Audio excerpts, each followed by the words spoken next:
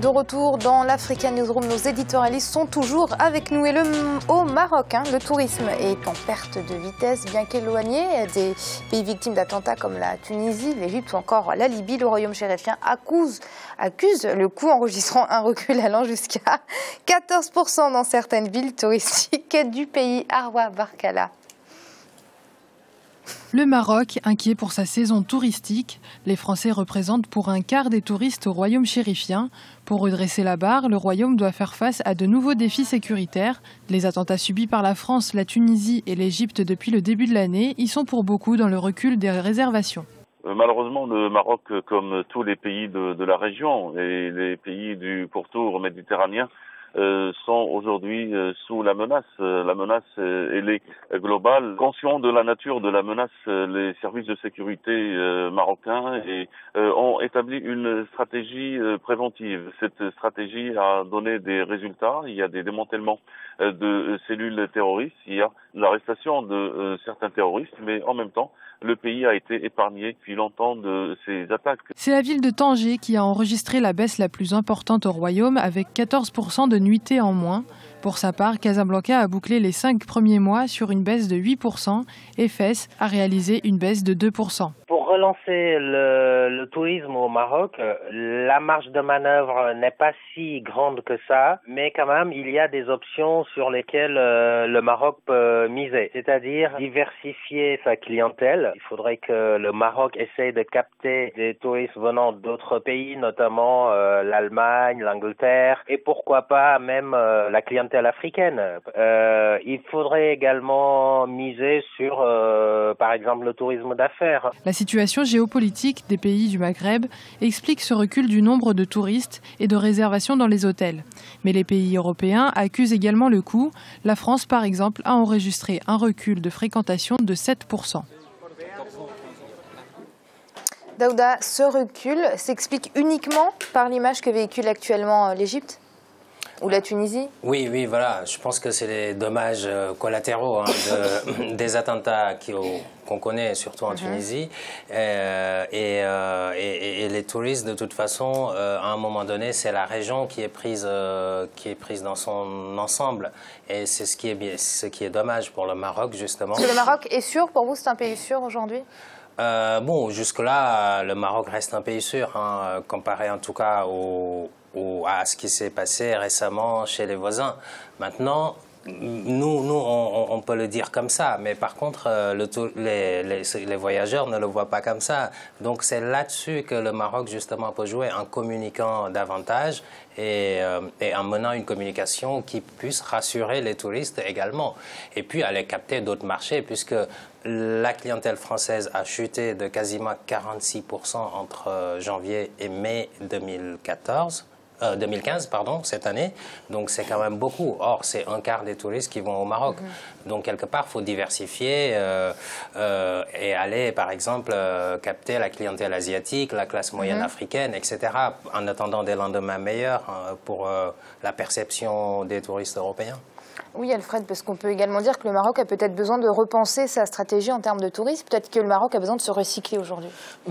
Non seulement cela, Amira, mais il y a véritablement aujourd'hui dans le monde actuel cet effet de terreur depuis les printemps arabes. Il y a cet effet de terreur qui pèse sur les consciences justement des touristes étrangers européens ou américains qui hésitent à aller justement même dans des lieux où la menace terroriste n'est pas aussi importante que par exemple en Tunisie ou en Algérie ou en Égypte. Donc le Maroc souffre justement de cet effet-là. Maintenant, changer de stratégie, c'est effectivement mieux vendre la destination Maroc. On sait que beaucoup de films américains, par exemple, se tournent au Maroc. Pourquoi ne pas accélérer justement, par exemple, ce type de publicité qui montrerait effectivement que c'est une région, c'est un pays sûr, puisque le royaume chérifien, effectivement, a pris la mesure, en tout cas, du terrorisme environnant et a pris toutes les dispositions pour éviter que ça n'ait des répercussions justement au Maroc. En intégrant d'ailleurs très tôt les islamistes marocains dans la gestion des affaires publiques, le roi du Maroc a su neutraliser justement les velléités, les tentations terroristes qu'on a vues un peu partout. Donc, de ce point de vue-là, effectivement, le Maroc a encore des atouts à faire valoir. Jean-Marie, très rapidement, est-ce que le Maroc doit s'inquiéter? Je pense pas. Contrairement à ce que Daouda et Alfred ont dit, de mon point de vue, le Maroc a un changement de stratégie économique en termes de croissance. Tout simplement pourquoi? Moi, c'est quelque chose que j'ai remarqué. Vous voyez ici, là, à un certain moment, vous avez vraiment la promotion touristique du Maroc qui était, si vous voulez, à la tête de toutes les priorités. Mais maintenant, le Maroc est en train de s'industrialiser. Donc, j'ai l'impression que par rapport, si vous voulez, à la volonté politique initiale, cette volonté politique-là baisse un peu pour se concentrer, si vous voulez, sur les secteurs sur lesquels le Maroc est en train de se positionner de manière très forte.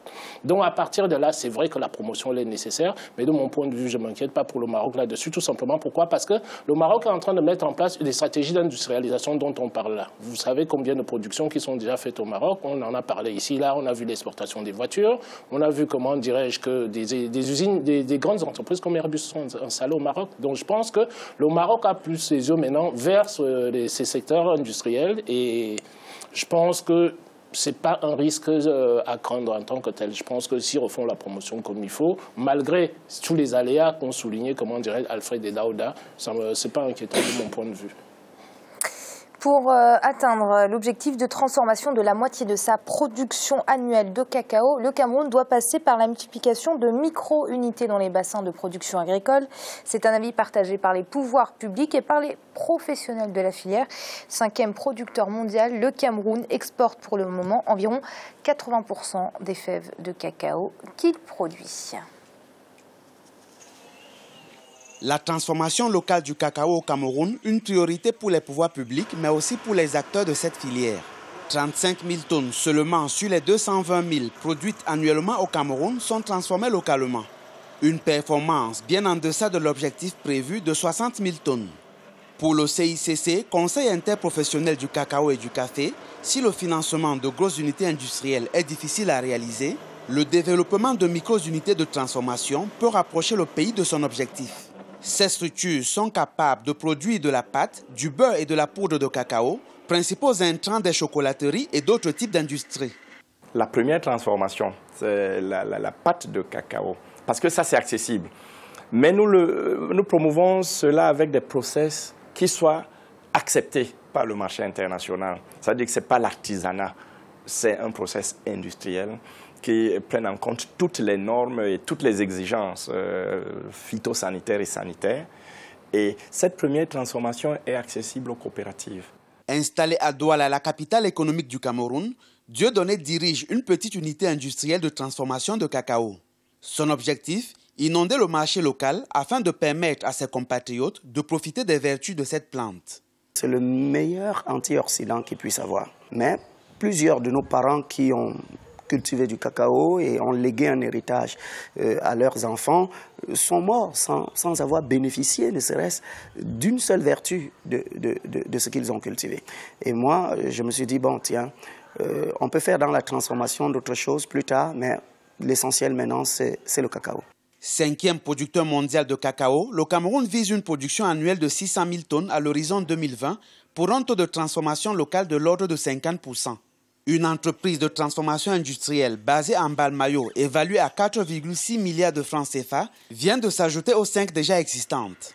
Outre la Chococam, pionnière dans le secteur, une nouvelle chocolaterie est également en gestation. Selon les experts, elle mettra sur le marché d'ici 2 ou 3 ans les premières barres de chocolat 100% camerounaises. Jean-Marie, 35 000 tonnes transformées actuellement contre les 220 000 produits annuellement. C'est un manque à gagner considérable pour l'économie camerounaise. Effectivement, Amira, c'est un manque à gagner qui est considérable pour l'économie camerounaise, mais je reste optimiste là-dessus tout simplement. Pourquoi? Parce que les stratégies qui sont mises en place sont des stratégies. Bon, j'ai eu récemment l'occasion d'en discuter avec le ministre, M. Issimike, le ministre de l'Agriculture du Cameroun. C'est quelqu'un qui est en train de mettre en place des stratégies d'industrialisation qui sont efficientes. Et ce qui est très intéressant là-dessus, c'est cette dynamique-là qui est la dynamique de disséminer plusieurs unités de production sur le territoire. Ce qui fait en sorte qu'on n'est plus dépendant de nos gros éléphants blancs, c'est-à-dire quand on a une grosse usine qui nécessite déjà qu'on ait la logistique derrière, c'est-à-dire pouvoir aller transporter tout ce qui se passe ailleurs et l'amener dans cette grosse usine-là. Et le revers de la médaille, c'est quoi? C'est que cette grosse usine-là, dès l'instant qu'elle tombe en panne, si vous voulez, vous arrêtez plus ou moins toute la production. Alors que quand on dissémine tout à l'intérieur du territoire, des petites unités de production, non seulement on assure aux populations locales, si vous voulez, un pouvoir d'achat relativement intéressant, et on crée encore d'autres emplois là-dessus. Donc à ce niveau-là, je pense que la stratégie agricole qui est en train d'être mise sur place au Cameroun est une stratégie qui est très très pensée. Vous avez pas mal d'écoles agricoles qui ont été ouvertes, vous avez des entreprises spécifiquement agricoles qui ont été mises en place. Ça veut dire qu'on forme aujourd'hui des entrepreneurs agricoles avec une spécificité. Monsieur le ministre Essimima, par exemple, exposait une des idées qu'il a, à savoir quoi? À savoir que faire un espèce d'incubateur dans lequel il sélectionne les projets qui sont des projets, si vous voulez, les projets les plus performants. Et Amira, la chose que j'ai trouvée intéressante dessus, c'est que le projet, c'est pas par rapport à son porteur, c'est par rapport à la crédibilité du projet, parce qu'il m'a certifié que, bon, moi, la façon dont je voudrais regarder les projets, c'est de la manière suivante, que ce soit un projet, comment on dirait, qui me soit apporté par quelqu'un qui a le bac, que ce soit par quelqu'un qui a un doctorat, un bac plus 5, c'est pas intéressant pour moi. Ce que je regarde, c'est la pertinence du projet. Et une fois que ces gens-là sont sélectionnés, on les envoie sur place. Il y a des hectares, si vous voulez, qui ont été acquises pour savoir ce que c'est que vraiment planter. Pas tout simplement être des gestionnaires qui sont assis dans des bureaux et faire travailler des gens, comment dire, dans des champs à leur profit. Et je trouve que c'est une stratégie qui est très très intéressante et qui pourrait être une stratégie de succès au Cameroun. Daouda, vous comprenez cette stratégie de disséminer un peu partout à travers le territoire camerounais des micro-unités de transformation, alors qu'initialement c'était des grosses unités que le Cameroun ambitionnait de mettre en place? Oui, je pense que ça répond aux besoins de lutter contre le chômage, notamment, puisque, évidemment, quand on dissémine des petites unités de transformation comme ça permet d'aller donner de l'emploi dans des... d'aller donner de l'emploi un peu partout dans le pays. Or, si c'est une grosse usine qui est implantée quelque part, peut-être que tout le monde ne peut pas venir y travailler. Donc je pense que ça doit répondre à une politique publique comme celle-là, de pouvoir donner de l'emploi à un peu tout le monde, un peu partout dans le pays. Donc à ce niveau-là, ça m'a l'air quand même très intéressant. Maintenant, il faudra penser toute la chaîne, c'est-à-dire la commercialisation, parce que c'est celle-là qui va garantir le renouvellement de tous ces emplois. Merci Daouda d'avoir été avec nous. C'est moi, Amira, avec plaisir, et puis bonsoir à tout le monde. Merci à vous également, Alfred.